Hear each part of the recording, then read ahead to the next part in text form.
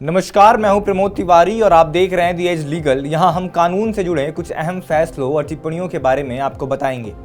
तो शुरू करते हैं आज की प्रमुख कानूनी खबरों के साथ। सुप्रीम कोर्ट ने मंगलवार को निठारी हत्याकांड से जुड़े आखिरी बचे मामले में सुरेंद्र कोली की दोषसिद्धि खारिज कर दी।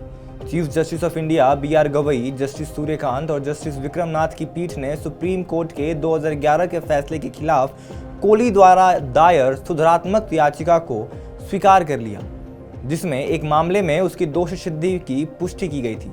कोली ने 12 अन्य मामलों में बाद में बरी होने के आधार पर सुधारात्मक याचिका की मांग की। जस्टिस नाथ ने आदेश सुनाते हुए कहा कि कोली को आरोपों से बरी किया जाता है।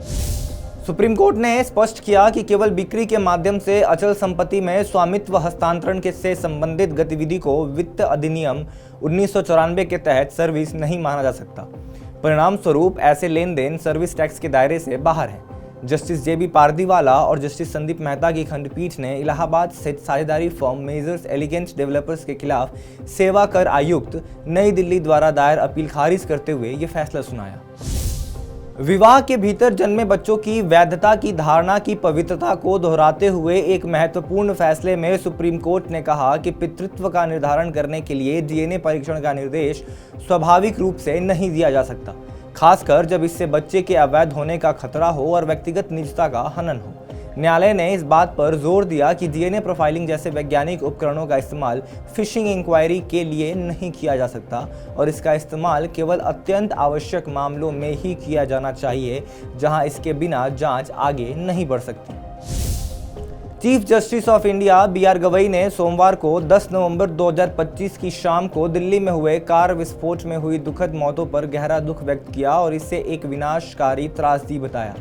सुप्रीम कोर्ट और संपूर्ण न्यायिक एवं कानूनी बिरादरी की ओर से चीफ जस्टिस ने उन परिवारों के प्रति हार्दिक संवेदना व्यक्त की जिन्होंने अपने प्रियजनों को खो दिया और इस घटना से प्रभावित सभी लोगों के साथ एकजुटता व्यक्त की। हिमाचल प्रदेश हाईकोर्ट ने महत्वपूर्ण निर्णय में स्पष्ट किया कि मोटर वाहन अधिनियम 1988 की धारा 140 के तहत नो फॉल्ट सिद्धांत के आधार पर अंतरिम मुआवजा देने की जिम्मेदारी केवल वाहन मालिक की होती है। चालक को मालिक के साथ संयुक्त रूप से जिम्मेदार नहीं ठहराया जा सकता।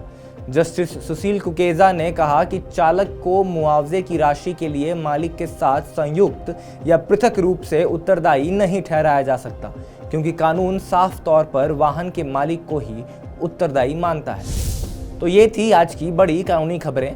ऐसे तमाम कानूनी खबरों के लिए दी एज को सब्सक्राइब करना ना भूलें।